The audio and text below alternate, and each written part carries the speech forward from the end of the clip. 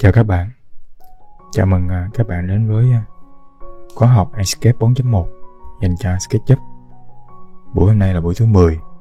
Buổi thứ 10 thì mình sẽ nói tiếp về các đèn nhân tạo trong Escape.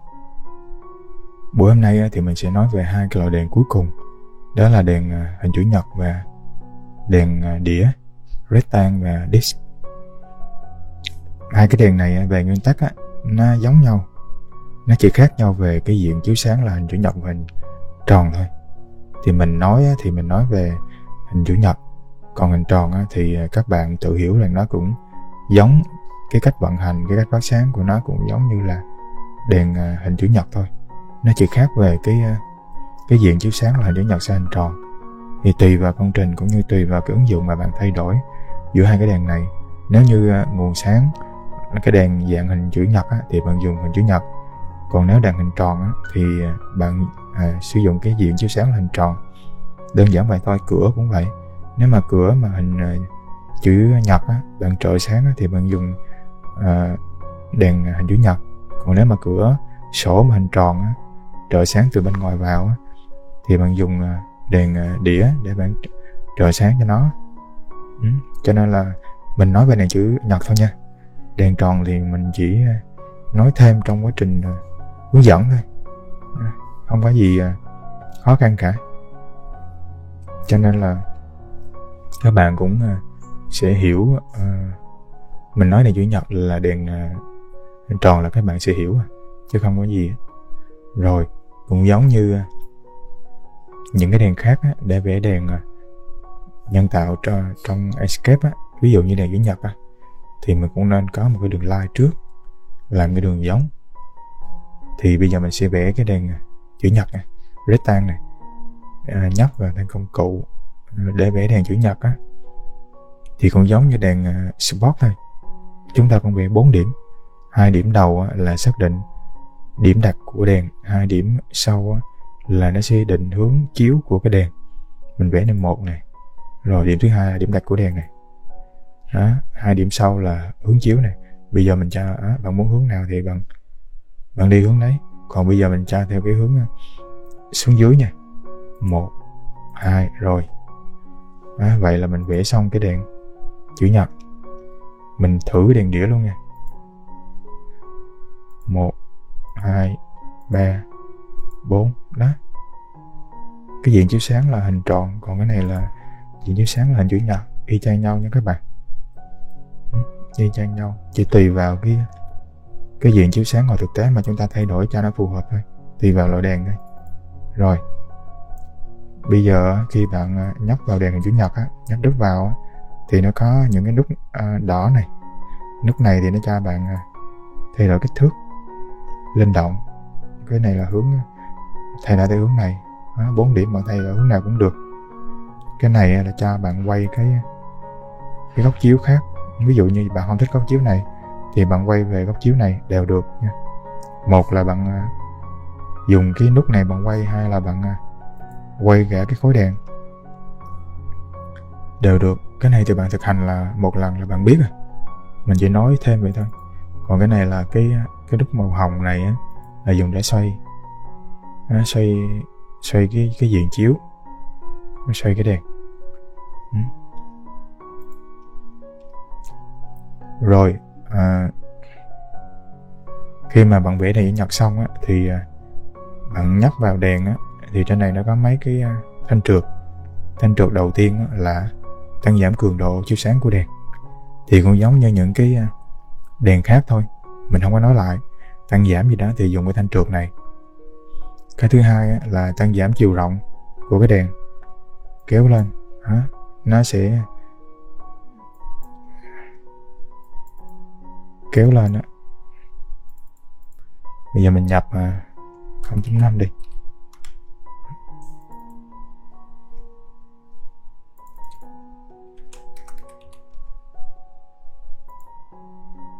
Đôi khi nó lại không ăn nha các bạn.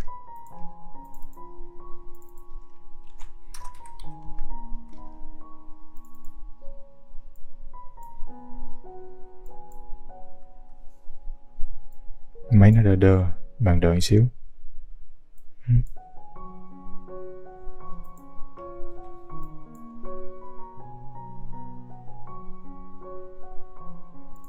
rồi hết rồi. Thì tăng giảm nó mới được. Đôi khi escape nó load chậm, thành ra nó bị cái hiện tượng như vậy.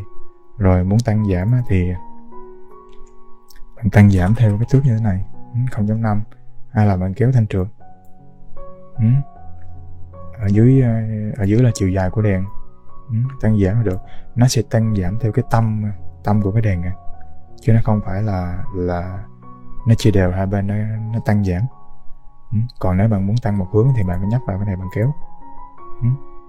Rồi thì có một cái lưu ý là có một cái mình nói thêm thôi, chứ cũng không đối với mình nghĩ cũng không có quá quan trọng, nhưng mà bạn cũng nên biết là, bạn thấy không, cái đơn vị của cái đèn, ba cái đèn đầu là CD, nhưng mà qua tới những diện chiếu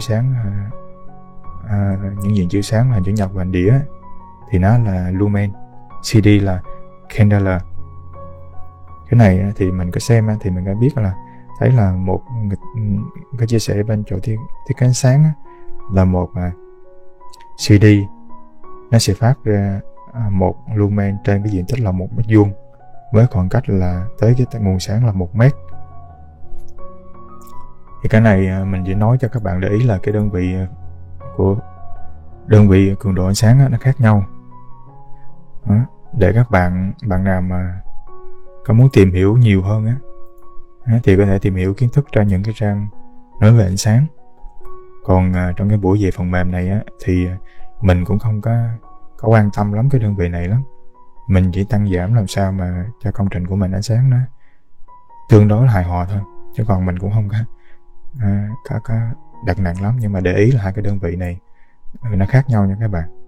Một cái là dùng cho đa phần là nguồn sáng là điểm, còn một hai cái là dùng cho nguồn sáng là diện phát sáng. Rồi vẽ đèn như thế nào, rồi chỉnh sửa cái thước đèn tăng giảm cường độ như thế nào thì mình nói rồi.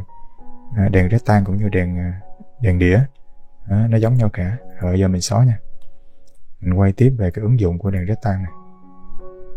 Thì đầu tiên cái đèn rectangle nó cũng có thể nó trợ sáng trên trần xuống. Đối với những công trình mà dạng thiếu sáng, không có ánh sáng lọt vào, ở trên trần mình dùng đèn downlight. Nguồn sáng cho đèn downlight là spot, nhưng mà để mà đủ sáng thì thường mình tăng cái đèn spot, cường độ nó sáng lên cao, dẫn tới nó hay xuất hiện những cái vệt đèn ở trên tường. Nhiều khi mình không muốn nó xuất hiện cái vệt đèn thì mình giảm cái cường độ của đèn spot lại, nhưng mà nó không có đủ sáng cho căn phòng, thì thường chúng ta có thể trợ sáng thêm ở trần xuống bằng một cái đèn rectangle, để nó chiếu ánh sáng xuống cái phòng. Mình giảm cái cường độ đèn spot lại và thêm trợ sáng bằng đèn rectangle trần. Đây cũng là một cách. Thường cái này nó ứng dụng trong những khu vực như nhà vệ sinh Nếu bạn muốn render nhà vệ sinh thì WC thì bạn có thể dùng thêm cái cách này để tránh cái trường hợp là cái đèn mình sử dụng, tại vì nó không có nguồn sáng bên ngoài vào, chủ yếu là đèn nhân tạo, mà chúng ta không muốn sử dụng cái đèn spot với cường độ nó quá lớn, thì chúng ta có thể trợ sáng bằng cái đèn rectangle để cho căn phòng ánh sáng của nó đều hơn, nó cân bằng hơn, và tránh cái tình trạng là có những cái vệt sáng rõ nét ở trên tường, rồi ok, hay là những cái vệt sáng ở trên kính. Đây cũng là một cách nha các bạn. Sau này vào render nhà vệ sinh mẫu thì mình có thể làm, cũng như làm cho các bạn thêm xem. Rồi cái dạng thứ hai đó là nó sử dụng làm những cái đèn hắt ở những cái khe trần hoặc là đèn hắt của những cái tủ thì mình cũng có thể sử dụng đèn rectangle này. Mình thì cũng hay sử dụng ví dụ như đây, mình đặt những cái đèn những cái thanh đèn rectangle, chiều rộng nó là 5 phân 50mm, chiều dài của nó là 150mm hay là 200mm đều được. Hay là cái này bạn nếu mà cái khe này nó to thì bạn có thể nâng lên thành rộng thành 100mm đều được cả, không có gì cả. Thì đây là một cái dạng mà ứng dụng của nó, của đèn rectangle, để dùng những cái nguồn sáng hắt những cái khe trần, hay là làm cái nguồn sáng của những cái đèn hắt của những cái tủ quần áo á, thì cũng dạng vậy. Khi bạn nhìn từ xa thì bạn thấy nó hơi loang lỗ, nhưng mà do cái mức độ hiển thị của sketch thôi. Nhưng mà nếu mà bạn lại gần, khi bạn render thì nó hết nha. Đó, bạn lại gần này, ánh sáng nó bắt đầu nó đều lại này. Nó tính toán, nó chạy xong này, nó render xong thì bạn thấy không, nó mượt mà thôi, cho nên không có gì phải lăn tăn cái chỗ này cả, cho nên đừng có lo. Bạn đợi một xíu ánh sáng nó hồi lại thì nó sẽ đẹp. Rồi, vậy là xong cái ứng dụng thứ hai nha. Cái thứ ba mà người ta hay sử dụng đó là nó sử dụng cho những cái dạng đèn trần mà kiểu vuông như thế này nè. Cái này thì mình dùng vật liệu là phát sáng, còn cái này là cái đèn rectangle của mình, thì mình đặt ở dưới cái đèn phát sáng này thì cái nguồn sáng nó sẽ lan tỏa xuống bên dưới. Đó, nó vẫn nảy bật lên tường. Ở trên đây thì nó không có ánh sáng lên tới, thì nó tạo cái bóng đổ của cái đèn này. Đây cũng là cái ứng dụng của đèn rectangle. Nếu như cái đèn này mà hình tròn thì chúng ta sử dụng đèn đĩa để mà chiếu sáng cho nó. Vậy thôi. Tóm gọn lại là ứng dụng của đèn rectangle thì nó như vậy. Nó có nhiều ứng dụng hơn nữa cho những cái loại đèn đặc thù, nhưng mà tùy vào công trình mà các bạn biến tấu cũng như là linh động ở chỗ này. Chứ trong cái buổi hướng dẫn thì mình không thể nào mà mình liệt kê hết ở đây được. Rồi, đèn rectangle có một cái ứng dụng quan trọng, cực kỳ quan trọng khi mà render nội thất trong Sketch, đó là làm trợ sáng. Nó cũng giống như đèn spot, đèn spear và đèn light thôi. Đèn rectangle này cũng có cái chức năng là trợ sáng.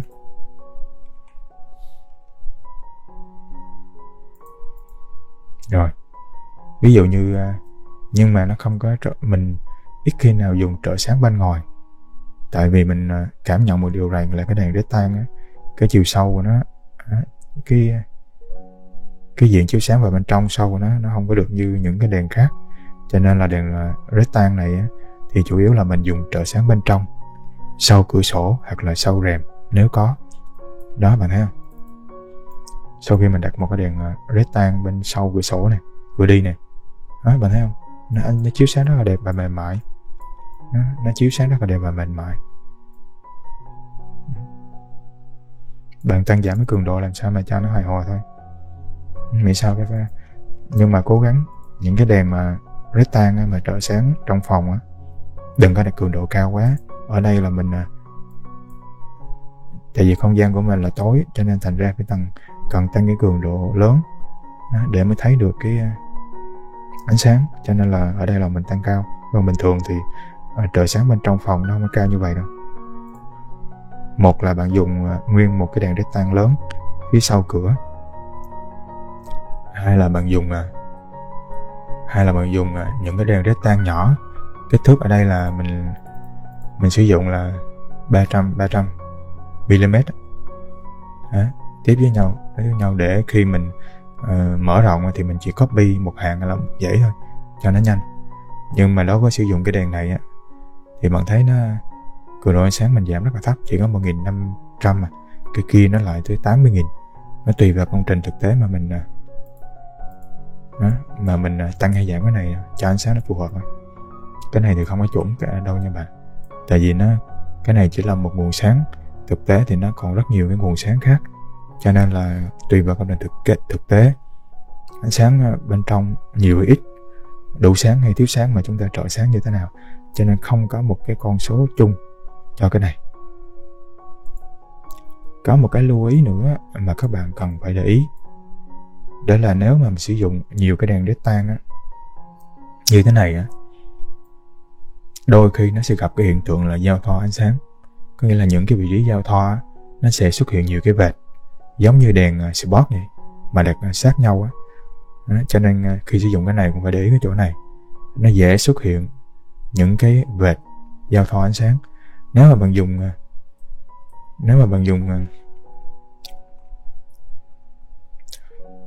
một cái rectangle lớn như thế này thì nó sẽ không thấy, nó sẽ ít thấy hơn, tại vì nó có một cái diện chiếu sáng Nhưng mà nếu mà dùng nhiều cái rectangle như này á, thì nó sẽ dễ gặp cái hiện tượng giao thoa. Cho nên trong quá trình làm á, nếu mà bạn thấy á, thường thì mình sẽ sử dụng cái này nhiều hơn.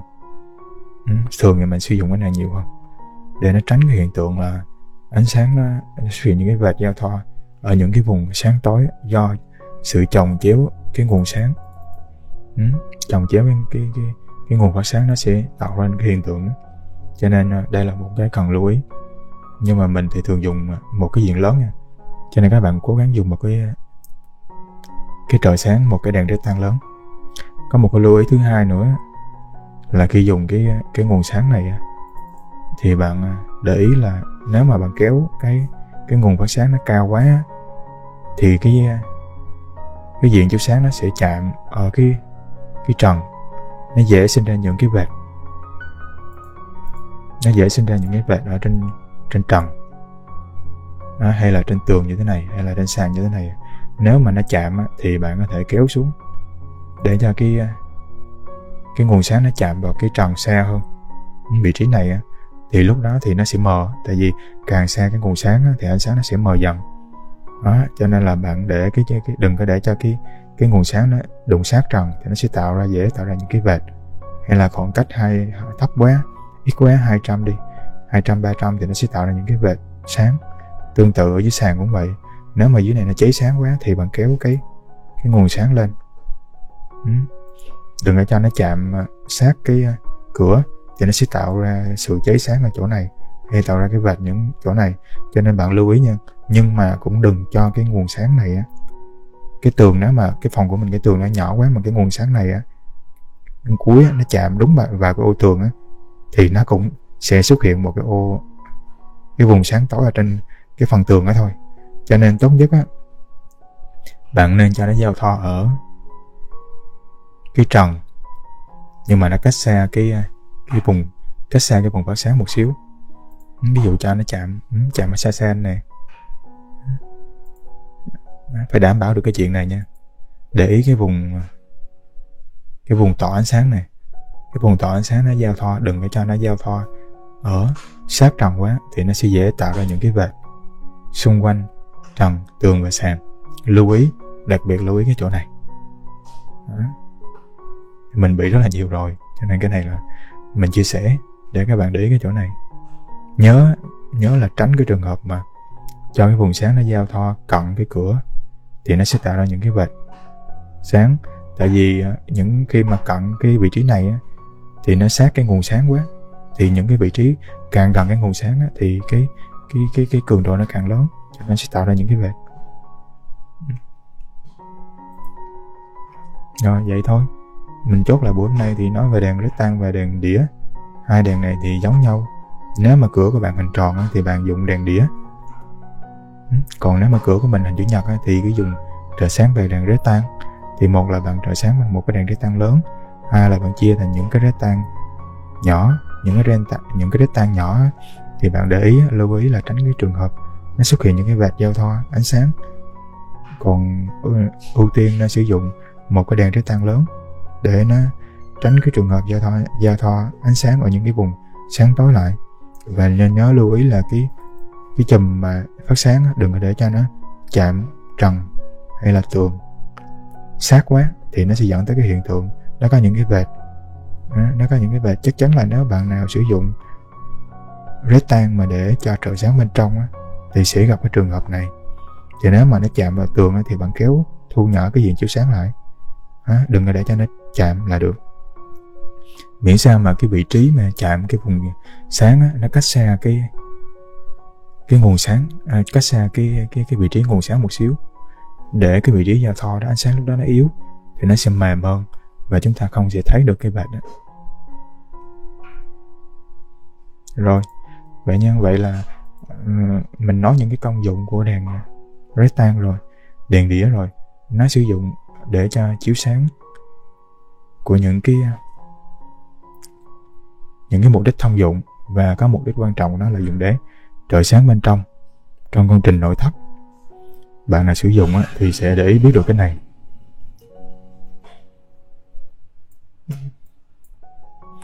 Rồi tất cả 5 loại đèn trong Enscape mình đã nói hết. Ứng dụng của từng loại đèn, cách vẽ từng loại đèn, rồi cách sử dụng các loại đèn này để trợ sáng như thế nào.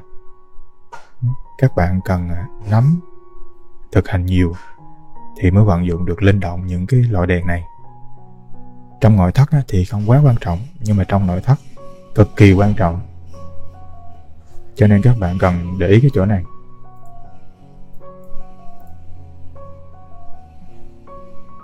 Rồi, buổi hôm nay đến đây kết thúc.